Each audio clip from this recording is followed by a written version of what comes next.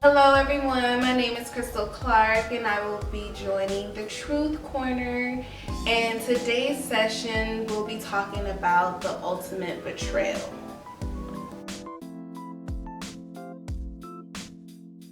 So, I'll say the ultimate betrayal for me came at a tender young age of, I'll probably say around 17 going into 18 years old.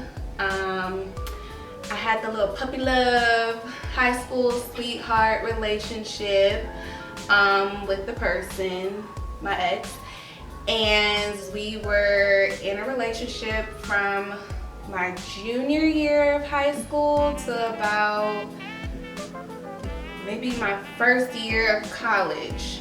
And in that time, it was a whole lot of breaking up, getting back together, breaking up, getting back together, the little puppy love stuff that you always, go through in high school when it's your first relationship and stuff. And it came to a point where I can say after I graduated high school, he was in his freshman or sophomore year, of his college basketball career, and there was some cheating going on before then, and I knew that there was some cheating and asked him about it, and of course the denial came. I was like, okay, whatever, we're still gonna be together, he's not gonna cheat, okay, fine. So then there was this group that we used to call the crew.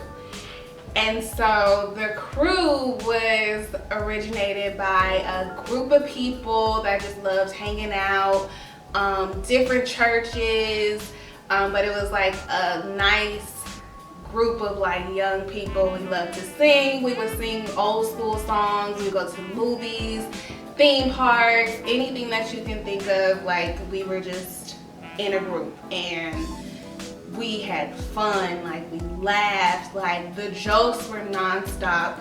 We really enjoyed each other's company. But during that time, I can say me and my ex at the time, it was getting a little rocky. It was, now looking back at it, I can probably say we were actually growing apart.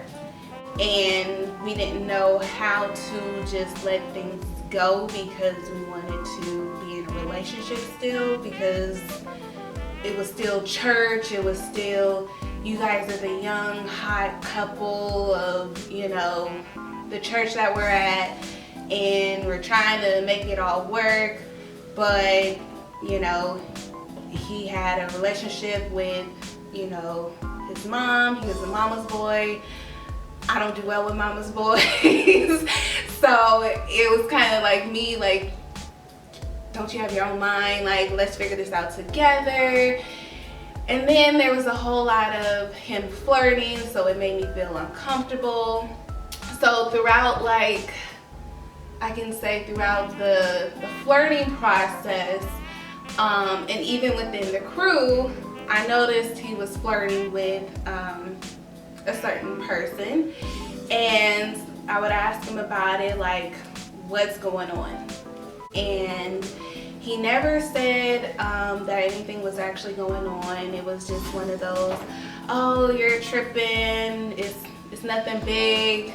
But I'm like, okay, I see you driving her car. You don't even have your license yet. So why are we driving the car outside of, the church parking lot? And then they work together. We all work for the same company, Starbucks. But we all worked at Starbucks, all different Starbuckses, except for, I believe, them two at the time. No, sister too, I believe, worked there, but different shifts. Somehow, 3 of them was working at the same store, and then I was working at a store in LA because I lived in LA at the time. And so I remember vividly at the whole crew had went out for his mom's birthday. It was a birthday dinner, and I noticed that I was sitting on one side and then they were sitting on the other side next to his mom. And I started getting really irritated and frustrated and aggravated and just really upset over what I was seeing, because it was just like, boom, right here, right in my face. And I'm like, this is a lie. So during that time, I believe we were on a break, but we still were acting like we were still a couple.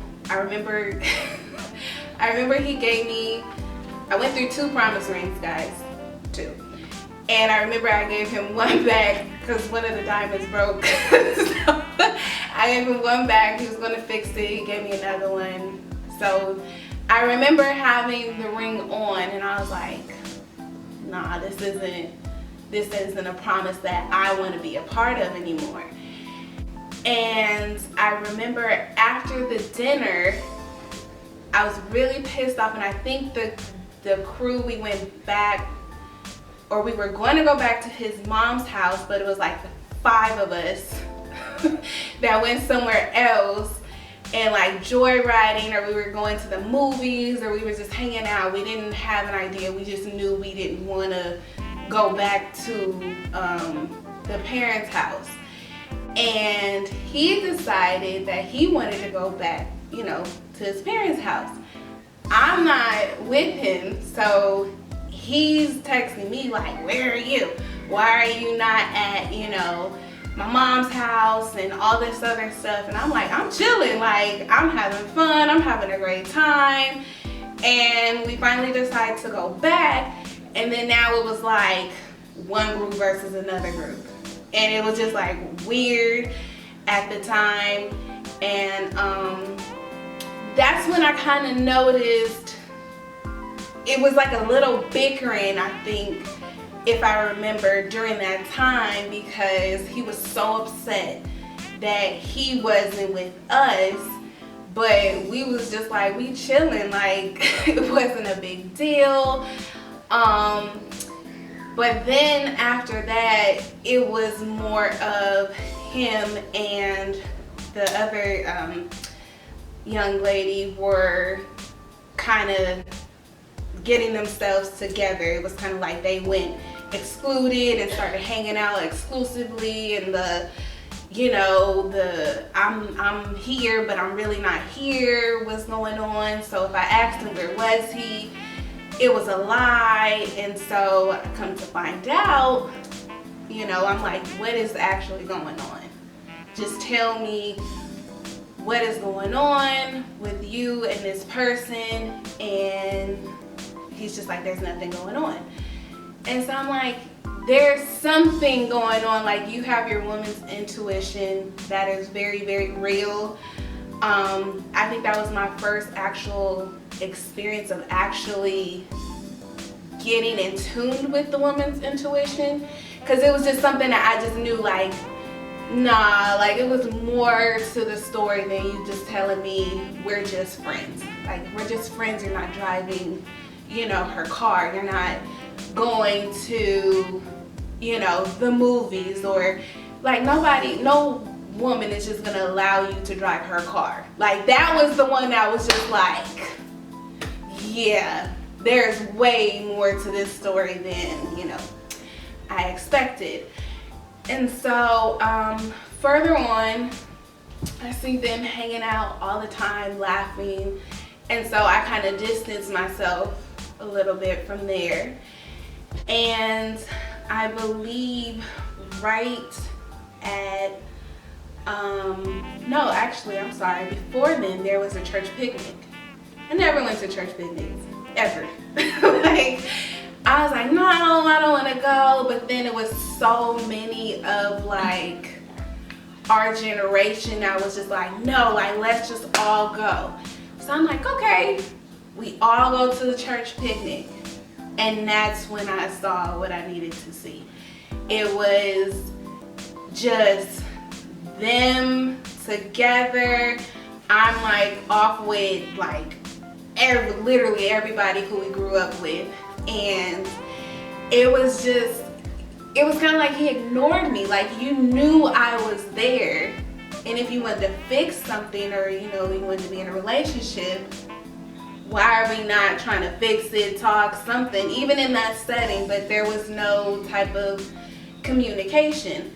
So me being a hothead, I'm like, no, I'm not about to blow this. I'm not about to blow this up. So I walk away or whatever. And so somehow he and the girl kind of distanced themselves. I guess she went somewhere else and he found his way to where I was, which we were all the way on like the other side of the park.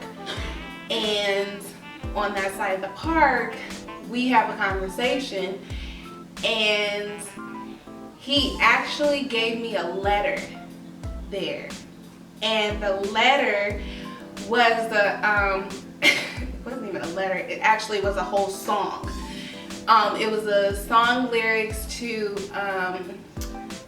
Kenny, I forgot the name of the, For You I Will or something like that, by Kenny Lattimore, I think. So he had like this whole letter, like how I'll always be with you. And I was just like, okay. And then he was just like, you know, I just really want us to be together, work it out. And I'm just like, still not feeling the whole thing. I'm not believing it. And I remember repeating these words so vividly. And I said, if he wanted to work it out, I shouldn't feel the way that I feel. And this is at 18. So I'm like, I'm going through way too much at 18 years old to be, you know, with this man, not even a man, but with this man. And it was just so much. It was so heavy. It was stress. It was just a lot. And I find out later on, a few months later, I believe that he took her out for her birthday. So the church picnic is in September.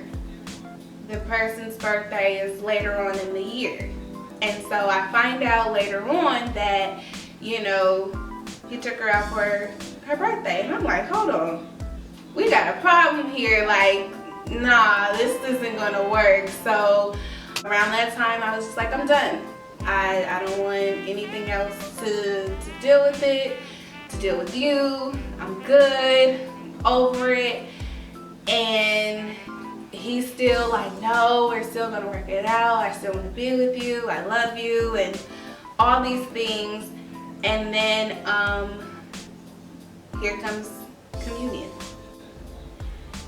And so communion comes, and at that time I was still kind of like, I don't want to say wishy-washy about going to church, but I was just I was really getting over the whole church scene. I'm getting grown and going through stuff, and I'm just like, I just want to be done with everything. But on my way to communion, which is the ritual that if you grew up apostolic, you go to communion every New Year's. And so I'm getting ready for communion, and I get a call from, I believe it was from him. Yeah, it actually was from him. I get a call from him, and he says, Krystal, I just want to let you know this wasn't an easy decision, that me and such are now a couple. I said, what? wait, what do you, first off, what do you mean? And then he goes into, we've actually been talking, and we've actually been dating and going out on dates. And you know, when I said I was here, I was there. I was hanging out with her, doing this and that. And I'm just like, what? Like, I knew it, but for him to confirm it was a whole nother thing. That was just like, okay. So what I believed was right. And so during that whole process of him saying that, I'm like, yeah, okay. So I'm like, I can't go to communion like this. Like, my mind is not too wrapped tight at this point, because now I have a bond with this person, like a childhood bond from this person. And she knew about my relationship. She knew about the arguments like that we had. She knew about pretty much everything that I went through, because we were always hanging out with each other. She had her relationships, and then I was like the little young one coming up, and you know, she was like, oh girl, just do this, do that. So I'm having flashback moments like, dang, I shouldn't have told you nothing, because you done just sat over here and just like swoop and just started a whole relationship. And that part was the ultimate betrayal for me. That betrayal came from not only her, but the betrayal also came from him, because I invested my time in him, I invested my heart, I invested my love, and it was very puppy love, but it's your first love, so you don't know what to expect, what you're going through. But I can say that that betrayal between both of them was very, very crucial. And yeah, at a pivot time. So yeah. Who was she to you? She was my god sister at the time. And that was very, that was challenging to accept, that that betrayal came from a god sister and a boyfriend at the time. So what I want you guys to take from this is, as a woman, even if you are at the tender age of 18, 17, 16, whatever age you are, and you're in a relationship, I strongly believe in the woman's intuition, and you should not ignore your woman's intuition, because it is a feeling, it is an emotion that I think is just in tune with you, your body, your mind, your soul. And you know, when you know, you know. You always hear that saying, you know, you just know. And you didn't get it, I can say, from my mother. She would always say, you just know, like, listen to it, you just know. And I didn't understand it, but during that time, I understood it. I didn't listen to it as much as I would like, but I did listen to it, where it gave me a peace of mind a little bit to kind of try and break away from this situation. But I would say always listen to your woman's intuition, or male's intuition. I think they have one. Whichever, your intuition as in whole. And that's my truth.